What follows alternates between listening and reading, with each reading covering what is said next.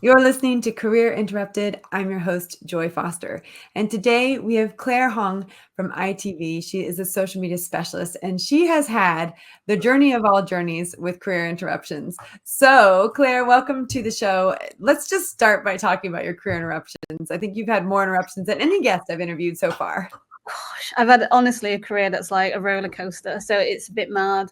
I've had things like complete job changes in my late 20s. I had my son when I hit 30. I've been made redundant about 3 different times. I had my contract not renewed as well. Completely changed careers in my late 30s. And then, went through a really, really late sudden redundancy just before COVID. That was quite a big deal. So, I've kind of been up and down quite a lot, really. Well, and of course, you're now in your dream job. You always wanted to work in TV, and as a child, you had a teacher who encouraged you to take this career path, even though other people are saying, no, this isn't sensible. You should do something like go into law. So this career path also has been one that you decided to go down, even though other people said you shouldn't do it. Yeah, absolutely. I mean, my parents were refugees when they came here. They couldn't speak English. I grew up on a council estate in Manchester. The school I went to was like the second worst school in the country. So it wasn't like a smart academic school. So my parents were just like, please just get a steady job, pay the bills. That's why we've moved over to this country. So me going, so I'm going to go into the hardest industry to get into ever, probably wasn't the thing that they wanted to hear. But yeah, after I spoke to this teacher, was amazing. She just said, this is what you're good at and it's what you like doing. And I say that to people now, is your dream career should always be something that you're good at, but also that you like doing, because otherwise there's no point. So on your way to your dream career, you've got all these ups and downs. Tell me when, of all the career interruptions, of all the redundancies, when were the stakes the highest? Working in Thomas Cook Airlines, I think, was probably the biggest one. That literally was, we went into the office on a Friday, and on the Sunday morning at 3 a.m. we were told that we didn't have a job anymore. We hadn't been paid for that month. So I was down by £800 in expenses. So, we weren't just out of pocket, but no one knew what was going to happen in the next few months as well. And having been made redundant and gone through job, contract ends before, I knew it would take like a good few months to get back on my feet or to get another role or to get paid again. So I couldn't even afford to like go to job interviews. That's how little money I had. And I had like a face cream that luckily I'd bought like the week before that was worth like £40, and I'd kept the receipt, and I literally took that back just so I could pay the bills for food that week. So that was like a really, really bad time. I can imagine the fear that you would be facing, in the sense that you don't know if you're going to get paid, when you're going to get paid. And, you've also got all of these expenses and things to look after, a son, etc. So what was on your mind at that point, in terms of, could things turn around? Would they turn around? What were you thinking? I think it's like, it's happened a couple of times, but it was one of those things where I was like, I'm just going to take any job that comes along. Is the point where like your career almost doesn't matter anymore, and you just like, as long as something pays the bills. So you kind of hope that someone, because the thing is as well, when you're in that situation, you kind of, I've always been quite lucky with my job. So I was like, I can get an overdraft, or I'll just get a credit card, I'll put it on. Like, no, nothing. They'll give you nothing. Like the minute you say to kind of a bank that you've been made redundant, they won't give you any extra money. They won't let you open credit cards. So like that kind of, those sources are completely out the window, which you just do not think about when you're, like when you're getting like regularly paid. And so, the things I've learned is, make sure I always have like at least 3 months money put away and saved. And also, if you get a chance to get, like, this sounds like I'm selling financial service, and really not, but if you ever get the chance to get like a low personal loan, just so you can have some money in your account, at least then if you can't pay like your mortgage or anything, if you just pay the minimum loan amount, then you've still got some money in the bank. So so I say that to people now, it's worth it, even if you have to pay a slight bit of interest, just to have that backup, really. Well, and what was the most surprising thing that came out of this Thomas Cook redundancy for you?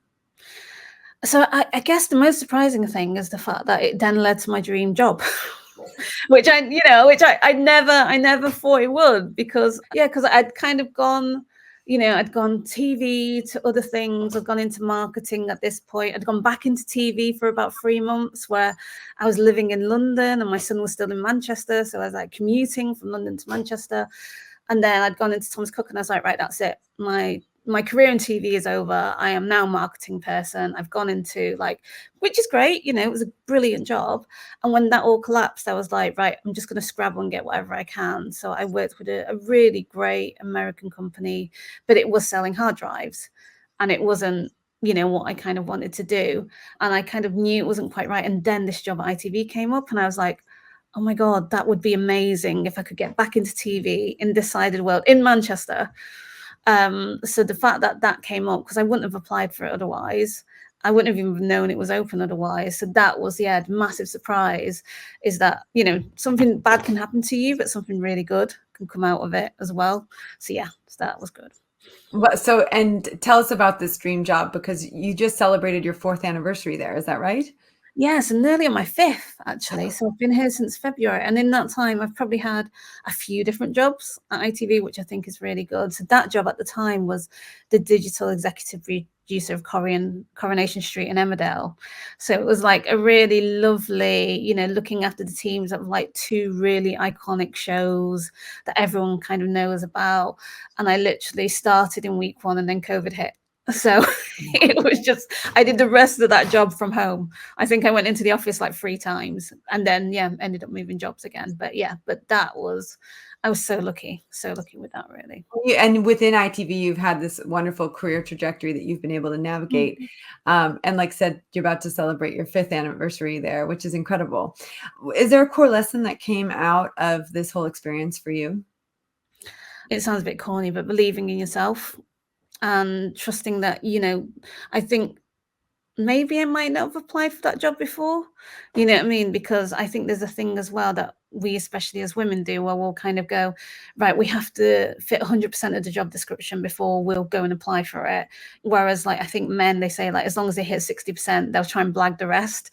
So I think there's quite a lot of us kind of going, oh, someone else will, when that job opens up, my boss will encourage me to apply for it. And you kind of think someone else is going to do your career trajectory and help you with it. And I've learned it really isn't. It's really up to yourself to kind of go out there, find things that you want to do, but also self-promote yourself as well and be really proud of what you've done. And don't worry about people going, she's really, self-inflated ego or anything like that, because no one is going to be your champion apart from yourself, really. So you should definitely go and do that. That's a great core lesson. I think that women do need to learn, and they do eventually learn it once they've, got that. But it takes support sometimes to get that courage to actually talk about your accomplishments and be able to shout about your successes. What is the motto that you have lived by in your life? Oh God, so I would say it is, and this applies to everything, is hope for the best. Absolutely. Have a positive output, but plan for the worst. And things that I've, when things have gone wrong for me, it's when I've not planned for the worst. And I've kind of just gone, oh, it will sort itself out. It'll be fine. And it's not. So now I will think of the worst case scenario and kind of go, do I have something in place for that in case it happens? Because if I don't, then that's when it will fail. So I always, whether it's I did something for Corrie where it was a live escape game, and I literally planned for if the stream went dead, or if the person got trapped, or if we finished 20 minutes early, what are the things that we need to do in place? So I think that's the thing about working in TV, is they do prepare you to plan for all the worst case scenarios, but that doesn't mean you can't hope that the best works out. I love that. And of course, since you are in social media, and since we have a lot of people who listen to our podcast that are also interested in social media, let's just spend a little bit of time talking about how you mentioned in our pre-chat that there was a difference between broadcasting and marketing. And that obviously there is a big difference between the two, but what do you see as this main shift that you've experienced as you've been in the industry, particularly when it comes to social media? Yeah, no, I mean, I kind of started my career so I really wanted to get into TV, and I did did a TV degree at the time when there was no YouTube, there was no Facebook. So the only way that you could be I guess a content creator was to get into the BBC or ITV or, Channel 4. So there were gatekeepers to whether or not people, you could call yourself a creator and a video creator, and you had to have loads of expensive equipment. And the big kind of shift, I would say, in the last 20 years is the fact you don't have to now. As long as you've got a phone and an imagination, anyone can become a creator. So I think that's the really good bit. I think from a kind of professional point of view, the changes between like TV and marketing especially is that TV, when I was in it, was very editorial. It wasn't so much about we did like kind of measure success, but your job was kind of done once you made it. It was out the door, you published it, job done. Whereas what I learned in marketing is it's really not. The job's never done. I was like, oh my God, I have to be accountable for these things. So, it was very much kind of like, okay, and then what was the aim of it? And what was the analytics? And how have you proven its success? And I was like, oh, wow, this is a whole different world of measurement. And especially when you get into paid social media as well. And it's very much like, didn't even know what the funnel was at the time, but it's very much like bottom end performance level of the funnel. So having to learn the difference between just making a great film because I had a really great idea about doing something for Danger Mouse versus actually having to get a client, do a campaign, and then show how it's worked. Yeah, very different worlds. So having to do that and learn how to do that very quickly was, hard work, but completely worth learning. And I'm so glad I did. And tell me about your favorite parts of the job that you have now. Oh gosh, so the favorite parts of the job I have now is, I guess, I get to I'm still such a TV geek, so I get to like work on like be on the sets of some of the best shows that I've loved. I've been on the set of Chase, which is brilliant. I actually had my wedding at Coronation Street, which was very, very cool. So we had it at the visitor center, and my wedding party got to like take a photo on the street, which is very cool. And I get to work with a really good team. So I get to work with a really creative team across lots of different teams actually.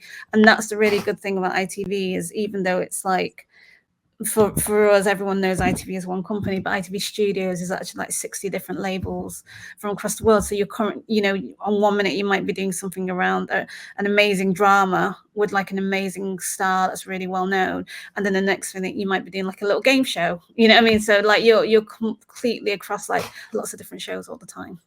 That's awesome.